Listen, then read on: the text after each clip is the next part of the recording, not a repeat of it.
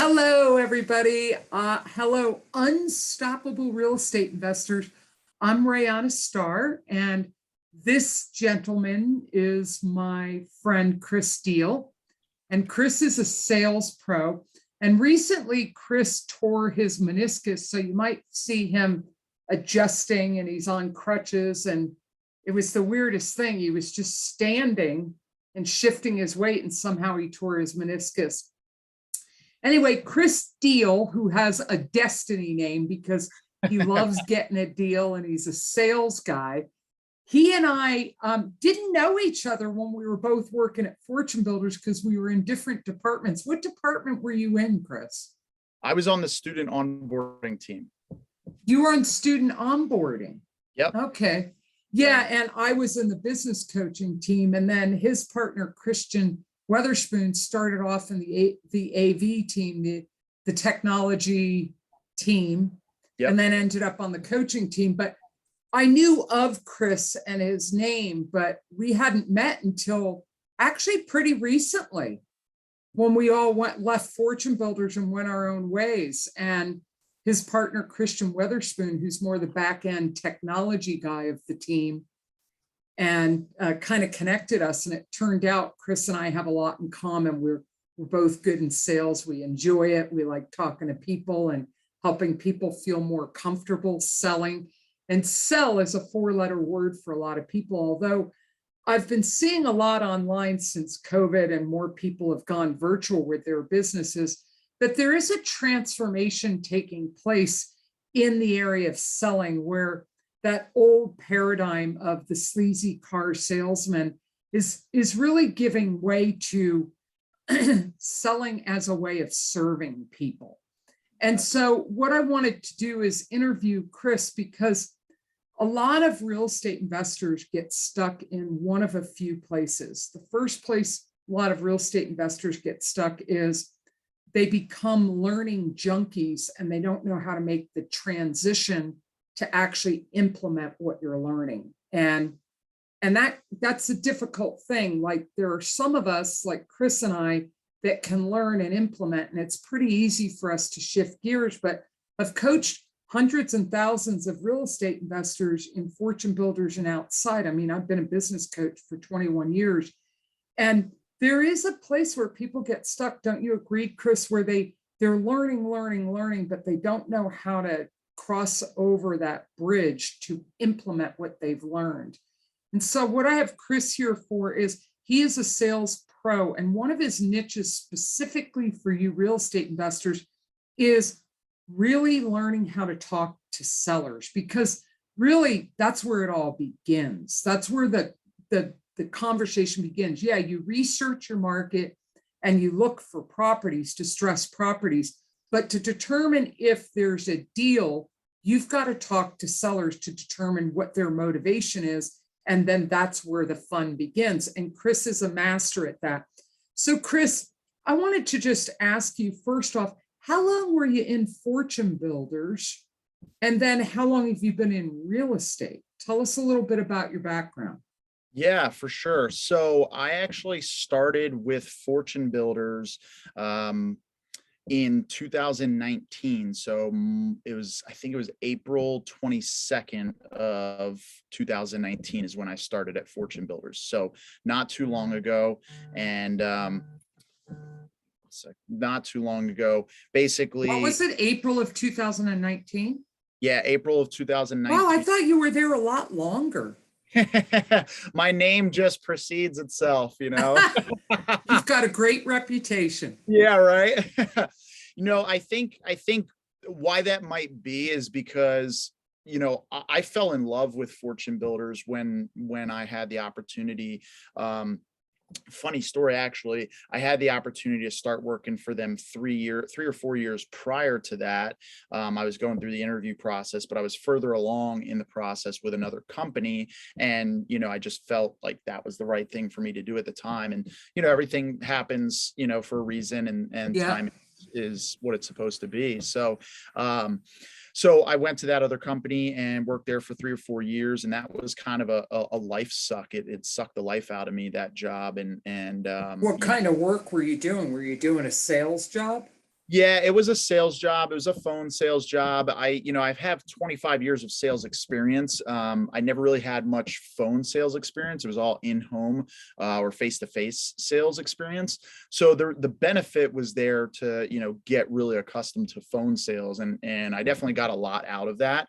But I think it was one of those places where you're just comfortable enough to not necessarily want to make a change, but you're not being pushed and there's not really an opportunity for growth.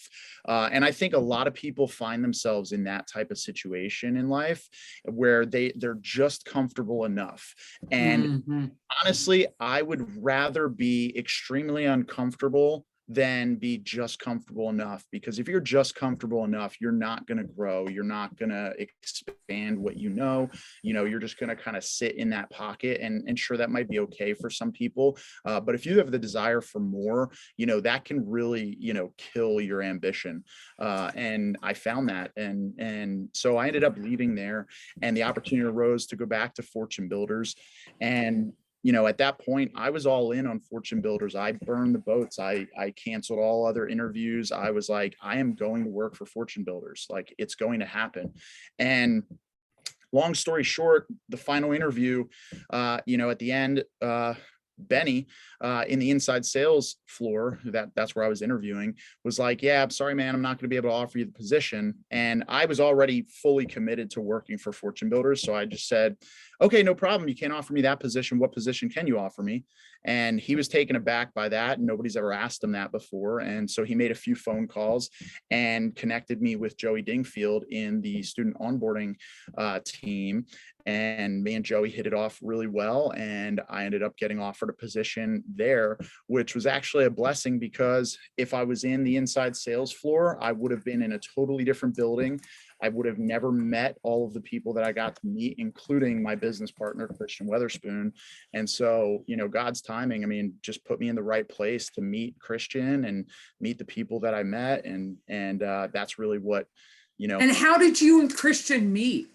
Yeah, so we were both on the same floor, and he would constantly walk past my desk, as he was like going back home. And he's a funny guy. He's always talking to people, making jokes and stuff. He's And funny and charming and handsome. oh Like, yeah, he's got a lot going for him. for Yeah. sure, for sure. And he's, you know, I didn't spend a lot of time with him. I've actually gotten to know him better since we left Fortune Builders, because I was a remote coach and he was in the office, and he was very popular. He's just got that personality about him. And I didn't always understand him because he's kind of slapstick or sarcastic, or he has this deadpan. You don't know if he's joking sometimes, Yep.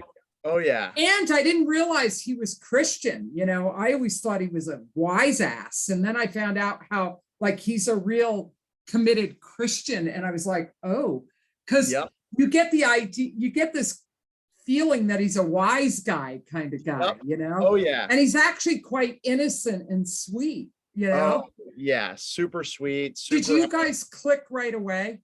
We literally, it was like meeting a long lost brother, honestly. We started chatting. I asked him if he would coach me, because one of the things that I was maybe naive at the time. I just assumed that everybody that worked for Fortune Builders was running their own investing business, flipping homes and doing all this stuff. And so when I went around and during our orientation and was introduced to everybody, my first question to everybody was like, awesome, how long have you been here? How many homes have you flipped? And every single time it was like, oh, I haven't even started my business yet. I've been here for 2 years, blah, blah, blah. And I'm like, thinking to myself, so you and Christian would joke about everyone not doing, well, it didn't even get to that point yet. It was okay. more internally. I was like, I do not, in 2 years, I do not want some new person coming in asking me the same question and me being like, I haven't even started my business. Like, that's crazy to me. And so I was like fully committed to not being that person. And so I embraced going through the education. I started asking Christian if he could coach me. And so he started coaching me. And then the more we talked, the more we connected. And then there was one conversation where we started talking about our faith. and, because I'm a Christian as well. And, we really connected on that. And then he started attending my church that I go to. And, yeah, like I said, it was really like meeting a brother that I just never knew. I love that. So how So long have you been investing in real estate? Tell us a little bit about your real estate investing background. yeah, so I'm actually relatively new to real estate investing. I only started in 2019 when I was with Fortune Builders. Now, my mom was a real estate agent for 15 years. She was an appraiser back in Pennsylvania. So I was kind of exposed to it a little bit. My parents had flipped a few homes back in Philadelphia. So I helped them like ripping out carpet and all So it that. wasn't foreign to you, right? Yeah, exactly. And at the end of the day, I've been doing sales for 25 years, and really sales is just an exchange of beliefs. I believe in something. I just need to convey that belief to the person that I'm communicating with. And if I can appropriately convey that belief, then they're going to be willing to buy whatever it is I'm selling, or, sell me their property. And so it doesn't matter to me what the product is. This just happens to be properties.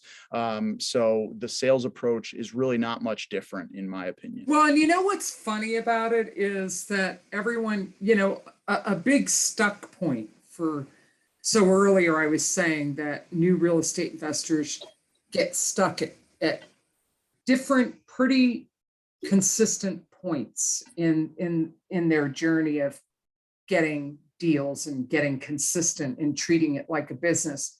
The first place is their marketing. They just don't do it. They don't do it enough. They're hoping for deals to just find them. They don't have a consistent routine, which is what we're going to talk about a little later, about that's the thing that you and Christian do, is take that marketing piece and just do it for people. Yep. But the other place people get stuck is, and it's a crucial place, because if you get stuck here, you can't go any further, is talking to sellers. And I think they have the resistance of cold calling because there's fear or limiting beliefs there, where they think they're bothering someone. They're afraid someone's going to tell them to get lost, or I'm being nice about it. Or they just are afraid of like selling them something. And I try and really work on, with our clients, a paradigm shift, because it's like, well, if someone's selling their house, think about that. You calling them wanting to buy it is the phone call they're waiting for. And I try and shift the paradigm. And then the next fear is, well, what if I don't know what to say? And it's like, so what? And, Fortune Builders created a lot of really great resources. And one of them was that seller lead sheet, because I just say, print a bunch of those up and let that guide the conversation. That first conversation, you're not trying to force a deal to happen. You're building rapport and qualifying, do I have a motivated seller? So talk a little bit about that, Chris, because this is an area where you really shine. And one thing I really liked is, what's the Facebook group that you and Christian run? What's the name of it? It's Real Estate Investing Made Easy. Oh, it is the same as your business. Okay. Yep. And what I used to love is, I don't know, do you guys still do this, where you post your seller conversations on there? Are you still doing that? A little bit. We've shifted a little bit, but we are going to be getting back to that at some point. We're in a massive growth phase right now and scaling phase, and so we kind of had to get all hands on deck for some things. So that will be returning soon. Not quite sure when, but yeah, that's something that I really have a passion for. Is just diving into those types of sales calls. Dissecting little nuances. And I think, that's something that's really key, is like, a lot of people think that, oh, there's this like secret technique or things like that. And honestly, I mean, it's a lot like football in the way that it's a game of inches or even millimeters, just like one small little tweak to the way you say something, the way you ask a question, the way you convey the meaning that you're trying to get across, can be the difference between a successful seller call and an unsuccessful seller call. Absolutely. You got to practice it to master it, and you've got to analyze until you've mastered the skill, and then you keep analyzing. I just thought that was brilliant that you were doing that because it's hands on and it's showing people so they can see it, well, hear it, but Yep. you know, I just thought that was brilliant. And I want you guys to post when you start doing that again. And even with some of your old posts, you could repurpose them. Please post them in our group, the Unstoppable Real Estate Investor, because I think that that is where you're giving so much value. And guys, it's free. This is Totally. them just being generous and proving the credibility of that they know what they're doing. Christian is more on the back end with the technology of their marketing system, whereas Chris is more on the front end of talking to people, interacting with sellers, interacting with their clients. So another place people get stuck after that seller call is they lack the confidence in their numbers. Yeah. Or wholesalers, and a lot of wholesalers, I'm just going to say it, suck. And because they don't include everything and they make the deal too skinny for the rehabber. And that's not fair. The rehabber's taking the majority of the risk. They get Yeah. greedy or they get lazy. And when you're a good wholesaler, you're the concierge of the deal. You're hosting the deal. You need to be hanging in there and connecting everybody involved and communicating. And a person who is a great example of that is my client, Scott Jenkins, who runs a wholesaling syndication nationwide. And he's brilliant at that. And so what do you want to say about the numbers? Yeah, I think it's interesting that you brought that up because I think there's those two components are very intertwined, right? Like the struggle with the ability to have a good seller conversation, and then the struggle with the numbers. At the end of the day, you're right. Like, let's be real, 90 to 95% of wholesalers suck. And it's not because they're terrible people or they're trying to get over on people. It's just that they don't know their numbers. They don't understand the game. And really, they try to deliver these deals that are not deals. I mean, I can't tell you how many times I've unsubscribed from wholesalers' marketing lists because every time I look at a deal, it's like, oh, there's negative profit here, or there's $3,000 of profit and it's a $70,000 renovation. Like, it doesn't make sense. And Right.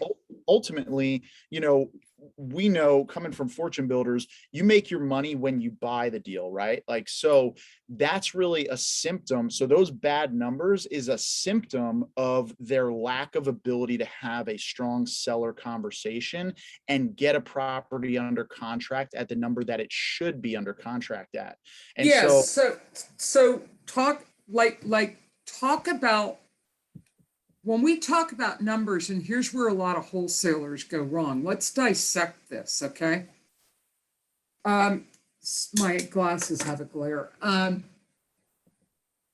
All the numbers that need to be included in a deal, which is where the breakdown is for a lot of wholesalers. So if you're new or if you're focused mostly on wholesaling, I want to lay them out and then have you talk about them, okay? yeah, There's the repairs, and it's getting so good at that, and this is why driving for dollars and driving around the neighborhoods that you're doing deals in really pays off, because when you get comfortable walking through the same floor plans and you know a neighborhood so well, you know whether the HVAC system is going to need to be replaced. You can just make certain assumptions about certain repairs and stuff, but the repairs, not skimping on that, not forgetting about permitting and all those other costs that go in there with that, holding costs, and figuring out. Now, this is a difficult one because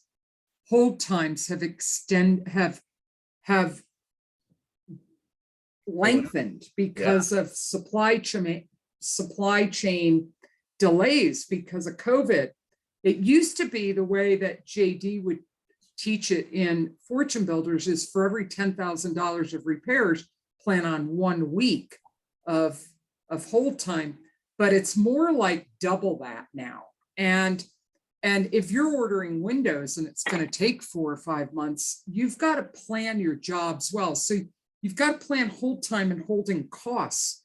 Yeah. So you've got to, this is where going back to the basics of researching your market and knowing what's going on with your supply chain, availability of contractors, and all of that, because that isn't an easy formula anymore, figuring out hold time. And then it's holding costs. Are you going to be paying a mortgage, utilities, all those other things? Yep. So then the next area is a lot of new investors forget this piece, the financing piece, and factoring that into the numbers. Yep. And then the closing costs. That's often one that gets forgotten, and people think sometimes it goes into holding costs, but closing costs. And an easy way to find that out is talk to a lender or a realtor and find out on average in your area, in your state or in your county. Fortune builders, if you're a fortune builder student, great. They have this great resource called the State Reference Guide. You can just open that up, go to your state, and it gives you those those numbers. And then of course, there's figuring out what kind of profit margin you want in there. So did I miss anything, Chris? And is there any particular area with the numbers that you want to say something about? Yeah. So the only other thing that I think a lot of wholesalers miss out too is factoring in the relist commission for the commissions if there's a realtor. Yeah. Yeah, because a lot of newer investors are not agents, and so they're going to have a listing agent set up, and so that's going to be, depending on what you negotiate, it could be 1%, it could be 3%, right? For the listing agent. So another reason why getting your license is sometimes a good idea. Yeah, for sure. So yeah, I think there's a lot of things, and a lot of these wholesalers, they're still running around using the Mayo method for coming up with numbers. And quite honestly, that doesn't work in every market. In San Diego, if we tried to use the Mayo method to come up with our numbers would be way off, just because the amounts that we're talking about. I mean, the median price point home a year ago was $756, and now it's like $870. So we're talking about big numbers. Most of the transactions that we're doing have 2 commas in the number. We're talking $1 million transactions, and using the Mayo method to try to come up with. For people that are new and don't know what Mayo is, maximum allowable offer, can you explain that formula to them? Yeah, basically, traditionally what it is whatever the ARV is, you do 70% of that number, and then that's what your offer is going to be. And then that's supposed to account for rehab costs and all the other costs and everything. The problem is, depending on the value of the homes, that number could be dramatically off, and you're not going to close deals that way.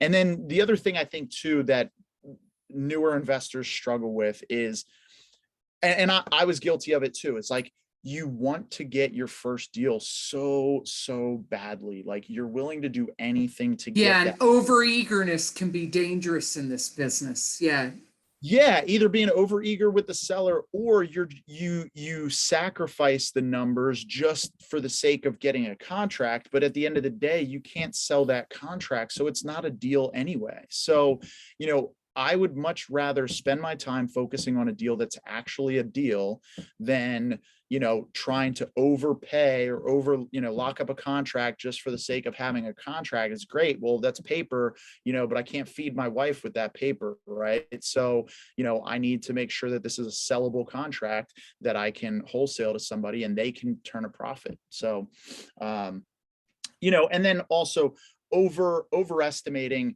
how much people are willing to, not make on a deal. As far, with this market, it's a pretty competitive market right now, so I think I've seen a lot of wholesalers like, oh, well, you know what, flippers, they're fine with taking a 5%, net profit or a 4% net profit these days because there's not a lot of deals out there. And it's like, that shouldn't be the way you operate your business. You should still be trying to shoot for that target. I mean, my goal when I'm looking at a deal is I need to be able to, generally speaking, fix and flip investors are looking to, at a minimum, make, for every dollar they put into renovating, they want to make $1 out. So if it's a 50K renovation, they want to make about 50K.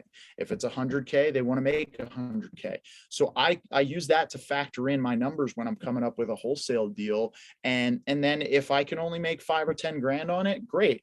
I mean, fortunately for us here in San Diego, our average wholesale profit has been about $35,000 per deal up until this last fringe deal that we just locked up under contract, which we're about to profit $230,000 on a wholesale transaction.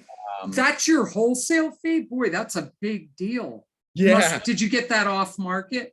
Yep. Yeah. Every deal we get is off market. We don't market on the MLS because it's just too competitive right now. Did you get it through your own marketing system? Yep. That's right on. That's the only marketing we do. That's awesome. So. Nice. Yep. Right on. Anything else you want to cover about numbers, Chris?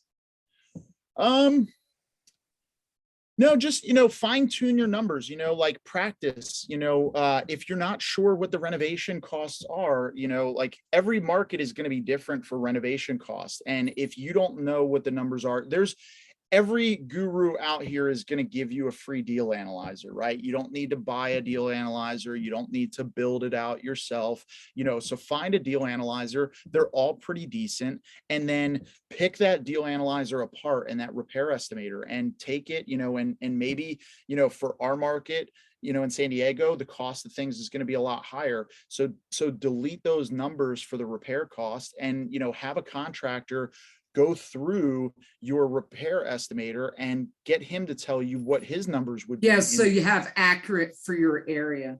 Yeah. Exactly. So that's a real big thing, that I think a lot of, like you said, they just don't know the renovation costs, and understanding that at a higher level is going to help you, come up with stronger offers.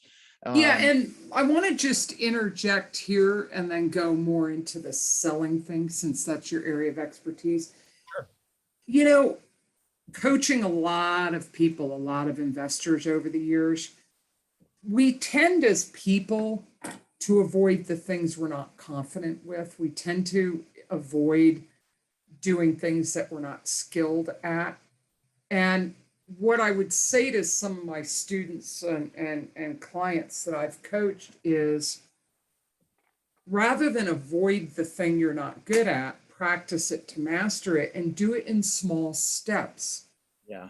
And we also, Michael and I are both certified in NLP, and it seems like everybody's getting certified in NLP now. But the reason it's so popular is that you work with people on the unconscious level, and it's painless and it's effective and it's quick in eliminating, not just dealing with, but eliminating limiting beliefs and fears so they're not in the way anymore. Because as an entrepreneur and a real estate investor, this is a high risk business. You have to have courage and confidence in this business. Yeah. And if there's something you're not sure about, rather than avoid it, that's where you need to put your attention. You need to focus on learning that piece that doesn't come easily to you until you are confident in it. Wouldn't you agree? Yeah. Totally. And I mean, that's, so I train Brazilian Jiu-Jitsu. That's how I originally hurt my knee before this weekend. And, that's something that, is key in that is, not focusing on what you're strong at, but focusing on what you're weak at so that you can become strong in it and be a more well-rounded athlete, and the same thing can be said in anything that you want to be good at. Yeah. You're not just going to stumble into it. Sure, there's people that are just talented naturally, right? In all aspects of life, right? Like I've been blessed where I, growing up, I just had a natural knack for sales. Not everybody has that, you know? And so if you know that that's not your strong suit, you know, focus on it, learn more, you know, study more, train more, practice, practice, practice, practice. The only reason I am who I am today is because through all of the jobs that I've had doing sales, we constantly had practice pitches and trainings and things like that, you know, and I really embrace that to just grow and get to the next level. So, Chris, what does selling and sales mean to you? Yeah, so to me, sales is just simply an exchange of beliefs. And so whatever it is that I'm selling, or in this case, we're buying, right? So it might be a little bit different. It's an exchange of beliefs. So I have a belief about either the product or service that I'm offering, and I need to exchange that belief to the person I'm talking to. And if I can exchange that belief to them where they believe it to even close to the same level that I believe it at, then the propensity for them to buy is dramatically increased. And the same thing with a seller appointment, right? We're not selling them anything. And so that's something that I think even people that are good at sales struggle with coming into the real estate investing space, because they try to sell people on selling their house. And that's where people feel pressure. I'd like to go one step further and add to that. It's not just an exchange of beliefs. Try this on. It's an exchange of a belief in value. Yes. You have a belief in the value of what you're offering. Yep. And if you really believe in the value of what you're offering, like, for example, to help some of the clients I've coached on this, and it's been a very common stuck point for a lot of new investors, is calling sellers. You're not selling anything, you're buying. So there's one paradigm shift. Yep. But the other thing is, when you get on the call, you're not trying to make anything happen either. That very first call is about rapport and seeing if they are someone you can help. Exactly. And then, so coming from a service mind and heart, because when you're calling sellers, that's a call they're looking forward to. Because if they are a distressed and motivated seller, they want to sell fast and move on with their lives. They want out of the problem that you can solve. So they're very much looking forward to talking to you. So that first call is just about assessing their situation to see if it is a situation you can help them out of. But let's just say in real estate, really there's no selling until you sell the property that you have, you know? But there's points where people feel like it's selling, like talking to a seller. Yep. But I have another niche with women entrepreneurs and just coaching entrepreneurs in general. And you know, we just finished up our Unstoppable Real Estate Investor Boot Camp, and well, we have one more session, and we were talking about this in one of our sessions, I think when you were there. If you really believe in the value of who you are and the service or product you offer, you have to start there. You have to start with, I really believe. So good example is, last year was trial and error, a lot of failing forward to figure out where is our niche. Yeah. And I'm the one who takes the risks. I'm the you in the relationship, and Michael is the Christian in the relationship. Michael's very analytical. He's very good at refining. He's brilliant in really taking something that's given to him and making it better. I'm the person like you that's out there. I'm a hunter. We're hunters and gatherers. Yep. I'm going out there to see what's out there. I don't want to fight over the same bone everybody else is. Exactly. I want to go out there and hunt my own food. Yep. And bring it back. And so when you really value and you get as a real estate investor that you are truly serving people and you don't focus on the money, you focus on, this truly is a difficult business where you are dealing with people in stressful situations. There are no perfect deals. There are always problems that come up. And you can just understand that as a baseline, that the value you bring is you're going to be the one who finds the solution. Then when you're talking to sellers, you're coming from a completely different place. You're coming from a place of confidence. You don't have to have all the answers. You're starting that conversation saying, I'm just going to see if I can help this person. Exactly. And so I want you to talk more. I can get off on a little tangent. So is there anything you want to say about that from your perspective, Chris? For sure, for sure. I mean, at the end of the day, this is not a property business. This is a people and a problem business. And so the property just happens to be the vehicle to solve the problem. Yeah. So if you take that approach, and you're just, all you're doing is hunting out the problem. What's the problem? What's the problem, right? How can I help? I think that is really powerful. And going back to, the initial seller call, right? Like our acquisitions guy, Brad, for example, he has a strong sales background, and, he's been with us for almost a year now. And, in the beginning, it was very tough for him because, he's used to selling, he's used to closing, right? And, that's something that's very different because, I told him, at one point, it's very easy when that's your focus to kind of get contentious with people from time to time when, it's not going the way you want, or they're not accepting. You're used to pushing and you want to get a result. Yeah. Imposing your will, basically. Right. And I've been there. I've done that. I have a lot of experience doing that. And, we had one conversation, and literally from that conversation on, it was like a light switch for him. And all of a sudden, the leads that he was putting on my plate to then go make offers to, all of a sudden, my conversations now with them were a lot easier and were a lot smoother, and the offers were getting accepted more. And really, that conversation came down to, look, Brad, your job is to you're not trying to convince somebody to sell their home, right? We're just trying to find the people that are already thinking and considering selling their home for any reason, doesn't matter what it is, and then provide a solution for that. So your first goal is just make friends with people. If you make friends with people, I promise you the results will come.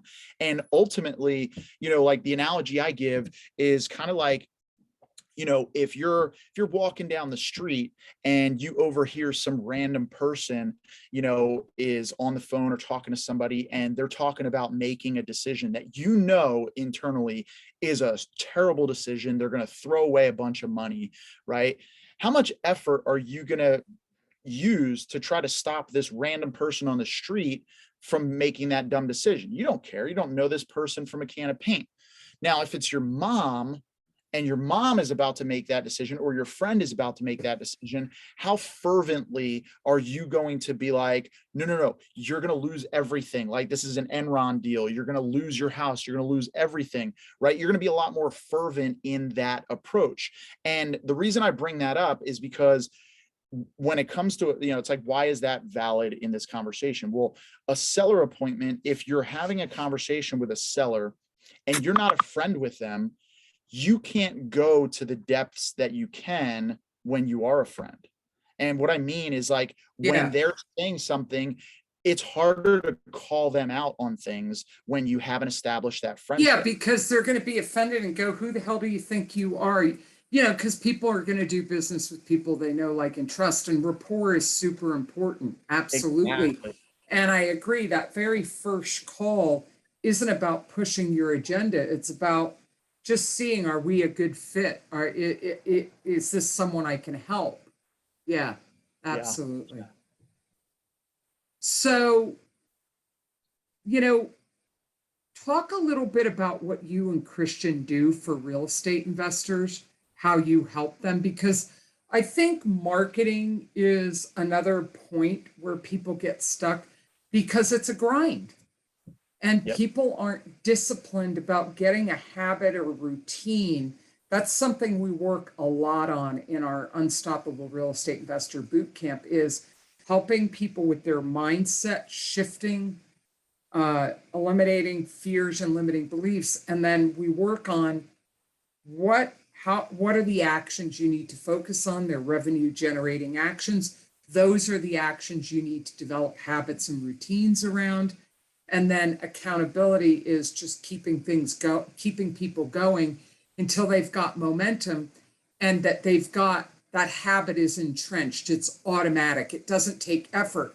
Now, for people that aren't necessarily beginners, they're ready to scale. They want to move out of that doing everything themselves mode. This is where you guys come in. Yeah. You're probably not the right fit for a brand new investor unless they have some money to invest. But, and I recommend people when you're new that you do your marketing at first so that you know the value of it. Yeah. So that when you go to hire someone like Chris and Christian, and it's thousands of dollars a month to work with them, and they have different programs, that you understand, well, I'm buying my time back. I don't want to do it. Yep. All of it's automated. I'm paying for all the technology that I would have to invest in. I'm getting my time back. All I have to do is respond to the leads. Yep. And I don't have to spend all that time searching, all of that. There's the value. So if you're at a point in your business where you want to scale, like you want to start moving out of, and if you haven't read this book yet, The E-Myth, it talks about we all play 3 different roles in our business: technician, the worker bee, manager, the one who starts to replace themselves by hiring and training other people and developing processes and systems, and the entrepreneur that leads the whole thing with a vision and is working on what's next in the business, not getting bogged down in the day-to-day details. People think they're wrong if they're working in their business. You have to, in order to know what's going on, or if you hire everybody too soon, the mice run away with the cheese and the cat goes hungry. You've got to know what's going on in your business, or you're not going to be respected as a leader. For sure. But there's a point where you will become a solopreneur slave, where you're making money, but there's a cap because you're limited, because you're trading time for dollars. And investor by nature means you are not trading time for dollars. So what Chris and Christian do, isn't that funny? Chris and Christian, and they're both Christians. I just love that play on words. That what they're doing is taking that piece from you and doing it for you. So Chris, tell us a little bit about Real Estate Made Easy and your marketing automation, your system, and what it does for people. Yeah, for sure. And I think one of the things you said early on was basically people getting out of their own way and limiting beliefs, right? And I think one of the limiting beliefs that I've heard from investors that I've presented our service to is I'm just not ready to give away control of my marketing just yet. I just don't give away control.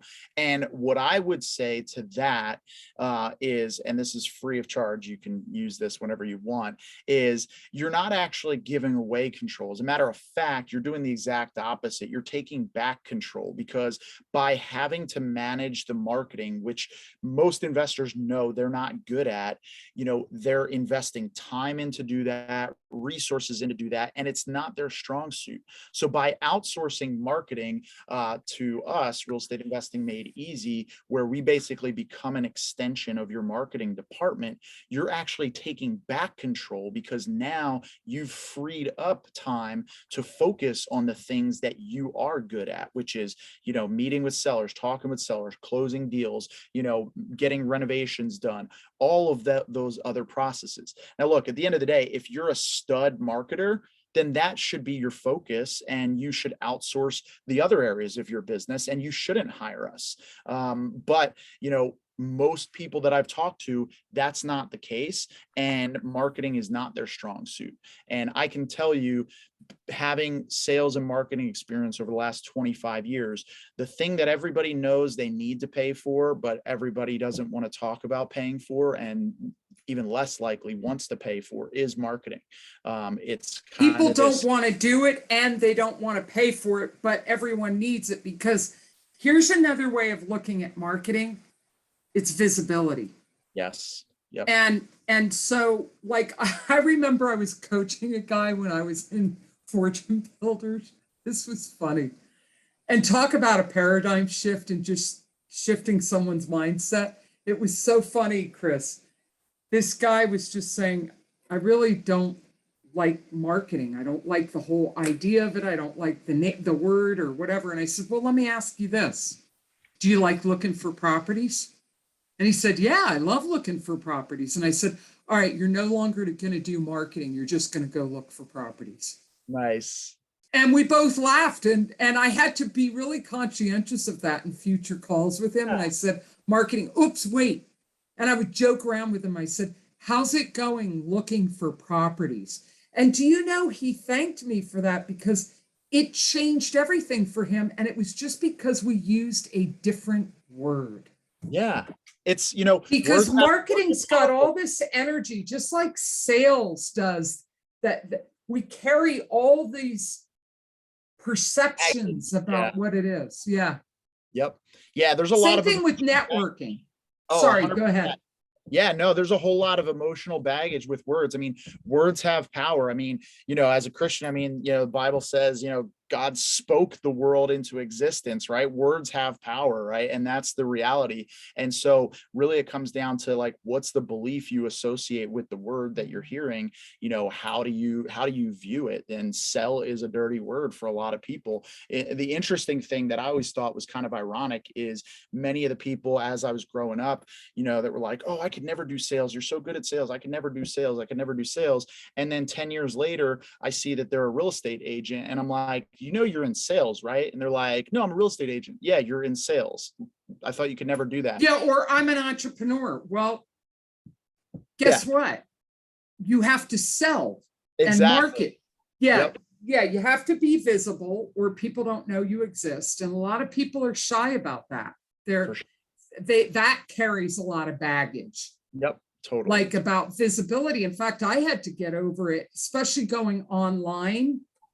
Like, and Michael was really a great, and it's funny because he's the introvert and he's always in the behind the scenes guy. That's so and he doesn't come out of the shadows until he's really certain something works. Whereas me, I don't embarrass easy. I'm willing to take risks. I don't, you know, it's like you know, it's like, so what? I'll try stuff. Give it a shot. Yeah, but you know, it's interesting. Networking, marketing, and sales are things that no matter what, if you are in a business of any kind, you have to do those things. Yep. So what's networking? It's just developing relationships with people. Yeah. That's it. Exactly. Marketing, it's just being visible. So Michael was helping me a lot. He said, look, you're the lighthouse, you're the North Star, you're the face of the business.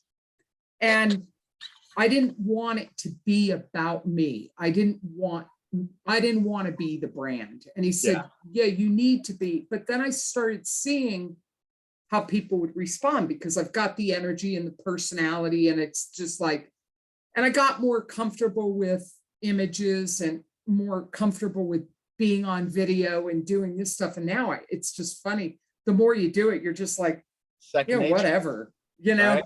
So that's all visibility is. And people also are shy about just like, well, gosh, I feel like I'm being pushy or I'm pestering people or whatever. But what I've noticed is and I still need to get better at this, is in the Facebook groups that grow dynamically and have huge numbers. Like there's this women's entrepreneur group, Women Helping Women Entrepreneurs. She's got like 570,000 women in that group. Wow. And a lot of these entrepreneur groups and the real estate investment groups are much better about this. But the entrepreneur groups, there are all these business groups online that don't let anybody talk about their business. There's no Yeah. promotion or spam or anything. And I used to have that rule. And then I started thinking about and challenging it in my own mind, like, what the hell? I want to build a community. It's not just about selling. I want to build a community and have people to be able to talk about their business. Yeah. So that's all visibility is. And it's really funny. It's interesting to watch someone shift when they start talking to people about private money lending.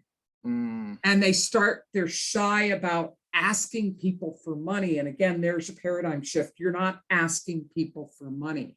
You're offering them an opportunity to have a secure investment backed by a real asset that they can be involved in and see. You don't get that in a stock market or with crypto trading. You can actually see what's going on with your investment. You're not begging for money. You're giving them an opportunity to invest. And so mindset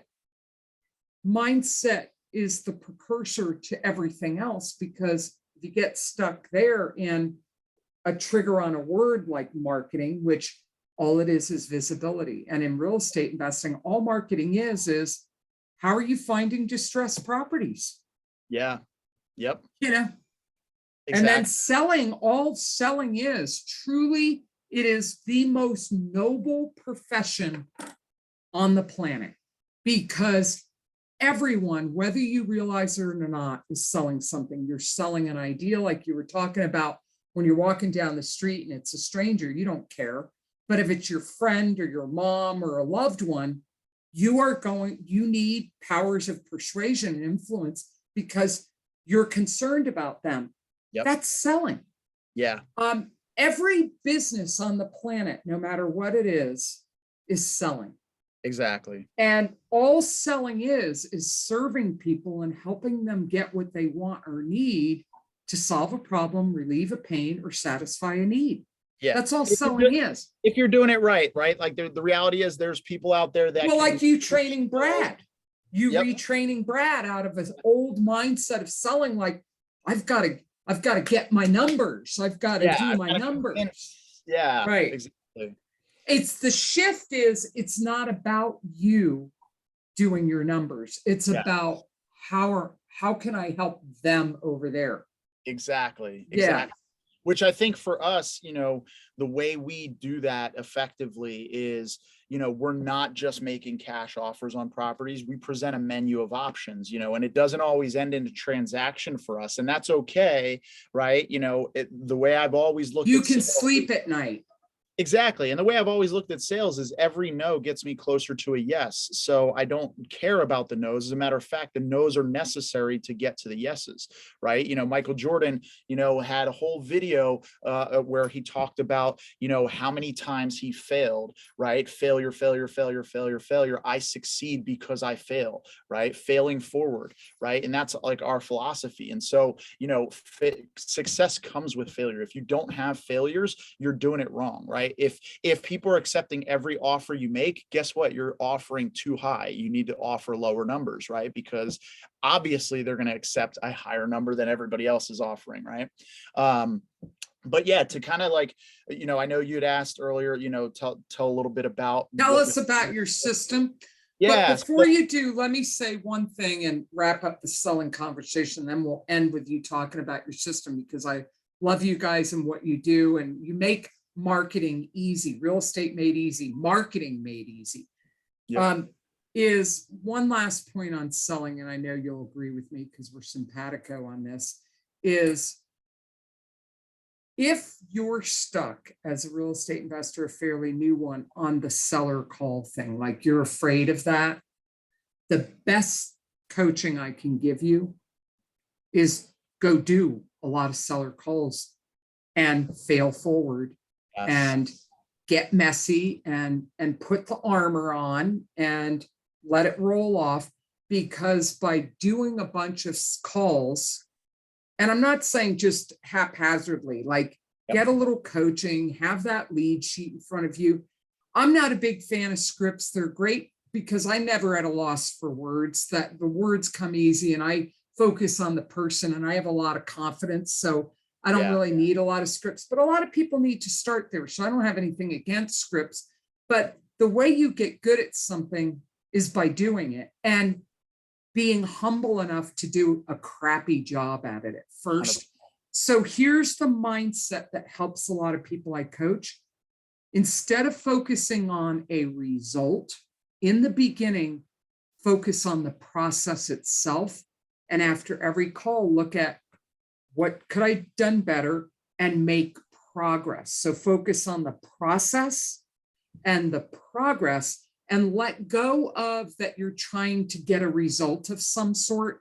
That'll happen by accident when you're new, and that's great. But if you, that takes all the pressure off you, if all you do is approach calls with, I'm just calling to see if I can help this person. Yep. And you let just the conversation unfold naturally, that will help you a lot in relieving a lot of the stress and pressure you feel about seller calls. Do you want to add anything to that? Do you agree with me on that, Chris? I firmly agree with that, and I kind of straddle the fence with the scripting, not scripting. I'm a big fan of scripting for people that don't know what they're doing yet. Mainly because I think of anything, and specifically sales, think of it like an assembly line, right? If you had no process, the thing you pointed out was focus on the process and then the progress, right? The process, you have to have, it doesn't matter what that process is, but set up a process. You have to have a process. So don't just go willy-nilly in every conversation you have with a seller. Right. Different conversation, like create a process, create a script, or at least a framework of, okay, I'm going to ask them about these things first, then I'm going to ask them about these things. And the reason being is because any business, let's talk about like a company that manufactures widgets, whatever those widgets are, right? And it's an assembly line. When they're trying to optimize that assembly line, what do? Well, they find the first point in the assembly line where there's a bottleneck. Okay. When we get to this point, this is where delays happen. Okay, cool. Now let's address those delays, fix that problem, and then step back and watch it work. And then, okay, where's the next bottleneck? Okay, now let's fix that. But if you don't have a process, then you cannot do that because every conversation has a totally different structure. So there's no way for you to diagnose what's actually. Well, or even master the skill, because the mastery comes from repetition. Repetition's the mother of mastery. All right. So we have about 5-10 minutes because I have a call at 3:30. So yeah. Just kind of lay out what you and Christian do at Real Estate Made Easy as far as marketing. Yeah. They provide a service that can just take that whole piece away from you. Yep. Yeah. So basically, I appreciate that, Rayana. And, it's always great talking with you. I love your kind of view of things and how you approach, sales and marketing and everything. So basically what we've really developed at Real Estate Investing Made Easy is we want to become an extension of your marketing department, right? And so we're your number one real estate resource from data to deal. And so what we do is we take all of that off of your hands. So from the moment, a lot of people think, oh, it's just marketing, it's text message marketing, or it's this, right? The form of marketing is just simply a vehicle. It starts well before the marketing begins. And so really our emphasis is heavy-handed on the data curation, cultivation, and management, right? So we work with our investors to dial in the specific data sets that they want to go after. And one thing, to think about is a lot of investors, they focus too much on the property data, not the people and problem data. So they'll look at, okay, I want homes that are, 15 years old or older, somebody that has high equity and, and this and that, and all this stuff about the property. And that's great, right? The property is a function. We need that property. But really what's going to make that data better and more convertible is when you focus on data sets that involve the problem that the person is dealing with. And so what we like to do is stack layers of motivation when we're cultivating lists for our clients. And then we are going to sort out duplicates and basically, we're just going to manage the data at a really high efficiency. So give an example of that, because I love this piece of how you curate the leads. So Yeah. give an example of stacking motivation in your data. Yeah, so certainly. So, I mean, layering things like, okay, maybe there's code violations, but then there's also a pre-foreclosure, right? Okay, so now they've got. Or then a divorce or whatever. Okay, Yep, got it. yeah, exactly. So You're getting the circumstantial data, the situational. exactly. And that really helps more on the motivation side. So when, Yeah, because you go in there already aware of what some of the problems are. You're not going in blind. yep, or and even if we're not like assuming a problem, we just know that there's going to be a problem there somewhere. And so, whatever that problem might be, we might talk to them and that's not actually their problem, it's something else.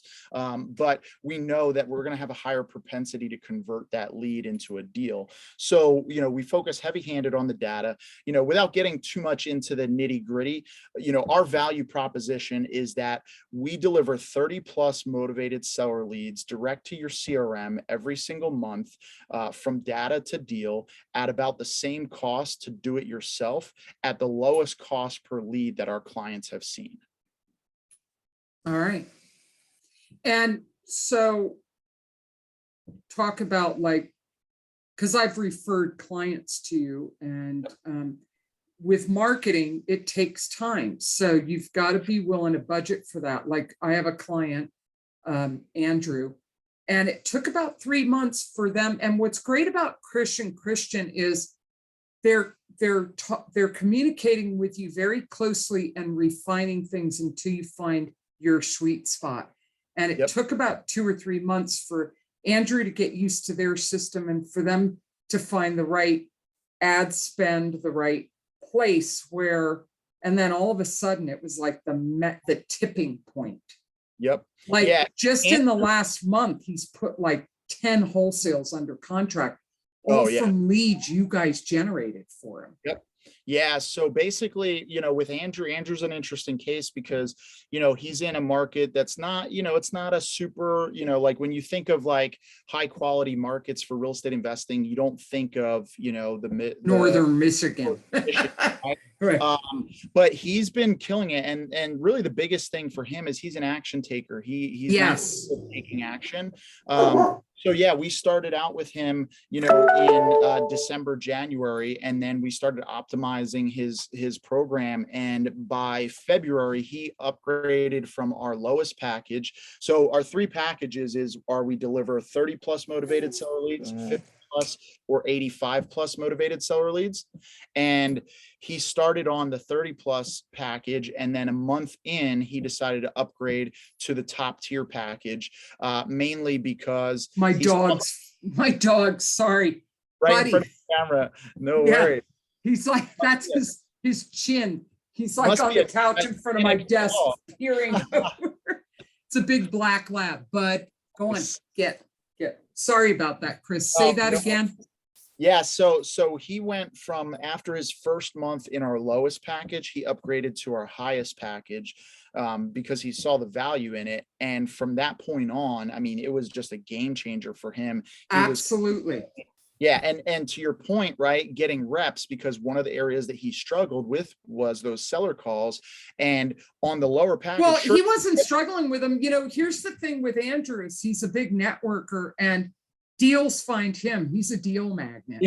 Yeah. And he didn't really in the first year in his business really have to do that because of his networking, and he just was out and about. He was finding deals, and then he got clear. He didn't want to do rehabs because he hated working with contractors. They sucked. And so he knew he wanted to build a rental portfolio and wholesale as a cash flow stream, wholesaling. And he is already acting like an entrepreneur. He didn't want to get bogged down in the seller calls. It wasn't that he didn't want to do them because he's lazy, because he's not. You're right. He's a huge action taker.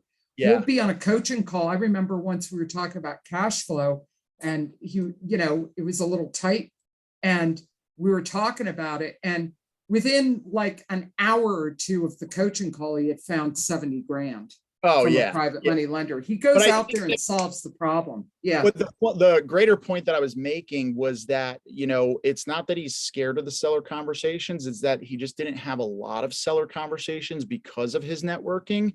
And so the 30 plus leads, it was okay. So in a month, he's getting 30 conversations or more. But the opportunity to turn that up to where February, we got him over 100 leads, that just greatly increased the reps that he was getting. So the practice on those calls increased, which then resulted in an increased ability. And then a week and a half ago, he hits up Christian and he's like, I just closed 10 deals in 10 days from your marketing. Like, yeah, right on. Like, Yeah. that's awesome.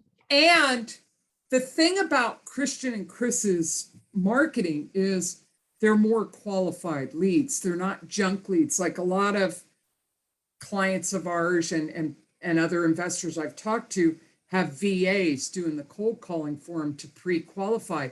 The way that Chris and Christian have developed their system is they're curating a higher quality of lead because of the data layering. Yep. You can go into these calls with a lot more information and intel and knowing where to take that call because you have more information. So you start out with a higher quality lead. 100%. Yeah. Yeah. So if anybody wants to, learn a little bit more about what we're doing, they can, feel free to reach out to us or reach out to you, and I'm sure you can connect them with us. Yeah, and Chris, if you put in the chat box right now, like the link to your landing page or the, where you want them to go to start a conversation with you guys, when I post this in the group, I'll post that as the way to contact you guys. Awesome. Yeah. So let's see here. So what I'm going to do is, I'm going to copy and paste the link to our YouTube channel with our. And I don't know if you guys set up an affiliate link for us yet or not. I know we've referred, but we can work on that later. That process. We're talking to a few people on how we're going to get that set up exactly. Let's see here. So that is a link to our YouTube page, to our testimonials, where you can hear from our clients like Andrew and, Amy Majori and other people that we work with, JP Kilda. Now, is there a way for people to contact you guys after they watch videos on there? Yep. Okay. Yeah. So I'm going to share that as well. Let's see. Yeah, because when I post this, I want to be able to post all that for you. Yeah, so this is a link to our strategy session. So they can use that link to get on our calendar, and we'll meet with them. We'll talk about what they're currently doing. And, and I think the thing, that we really focus on when we talk with our potential clients is we really want to meet them where they're at and help them get to where they want to go. And so, it doesn't matter, now if you're a brand new investor, you've never done a deal and you don't have any money to invest in marketing, then, the program's probably not going to be for you. Although we do have some other services that we can offer you to help you do it yourself. We're happy to share those strategies that you can use. And we provide some other resources that are really helpful. And, many of our clients have started out doing it themselves, through our resources that we've provided. And then after they've gotten to a point, maybe they got a deal or two, then they had the funds to then upgrade to our done for you marketing. And then they just reach back out to us and then we get them started at that point. So, we're happy to meet with anybody, regardless of where you're at. But if you are at the point where you're ready to outsource, you're ready to scale, and you want to offload marketing, and you want a consistent lead flow of quality leads, then definitely Real Estate Investing Made Easy is the way to go. All right. I'm actually prepping the post on the Facebook group. Chris, thanks for taking the time. I know you're in a little bit of pain and it's been uncomfortable because you're torn meniscus and you're standing and balancing. So let's get you off your feet. Thanks for taking the time to meet with me. Yeah. And I look forward to you guys showing up in our next couple of Unstoppable Real Estate Investor boot camps and speaking there. I appreciate you. and appreciated the time today and getting to know you a little better and geeking out about selling. So, Yeah, great. Thank you so much, Rayanna. I appreciate you having yeah, me on and look forward to the next one. yeah, my pleasure. Okay, take care. All right. See ya. Bye.